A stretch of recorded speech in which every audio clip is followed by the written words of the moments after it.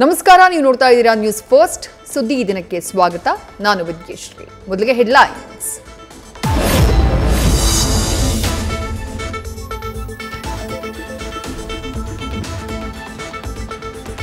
ಬೆಟ್ಟದ ತುದಿಯಿಂದ ನುಗ್ಗಿದ ಪ್ರವಾಹದ ರಣವೇಗ, ಬುಲೆಟ್ ಸ್ಪೀಡ್ನಲ್ಲಿ 6 ಕಿಲೋಮೀಟರ್ ಉದ್ದ ಕುಸಿದ ಬೆಟ್ಟ, ಕೆಂಬಣ್ಣದ ಮಣ್ಣಿನ ರಾಶಿಯ ಹೊದಿಕೆ, 10 ನಿಮಿಷದಲ್ಲಿ 4 ಹಳ್ಳಿಗಳೇ ಅಸ್ಥಿಪಂಜರ.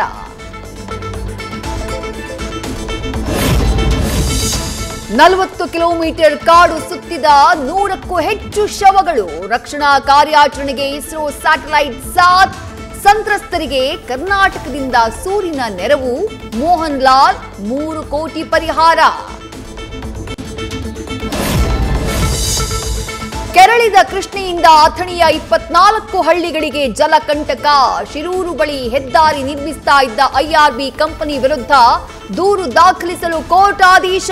ಹಾಸನದಲ್ಲಿ ನೆರೆ ವೀಕ್ಷಣೆ ಮಾಡಿದ ಸಿಎಂ. ರಾಜ್ಯದಲ್ಲಿ ಲಂಚಕ್ಕೆ ಬಿತ್ತ ಮತ್ತೊಬ್ಬ ಅಧಿಕಾರಿಯ ಹೆಣ. ವರ್ಗಾವಣೆ ದಂಧೆಗೆ ಪಿಎಸ್ಐ ಜೀವ ಬಲಿ ಅಂತ ಕುಟುಂಬದ ಆರೋಪ. 30 ಲಕ್ಷ ಹಣಕ್ಕೆ ಬೇಡಿಕೆ. ಎಫ್ಐಆರ್ ಬೆನ್ನಲ್ಲೇ ಶಾಸಕ ಎಸ್ಕೇಪ್.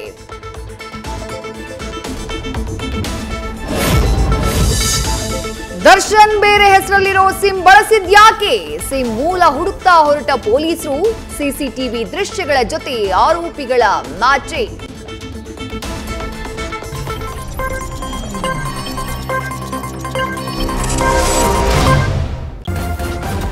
ನ್ಯೂಸ್ ಫಸ್ಟ್, ನಿರ್ಭೀತಿಯಿಂದ ನಿಮ್ಮ ಪರವಾಗಿ.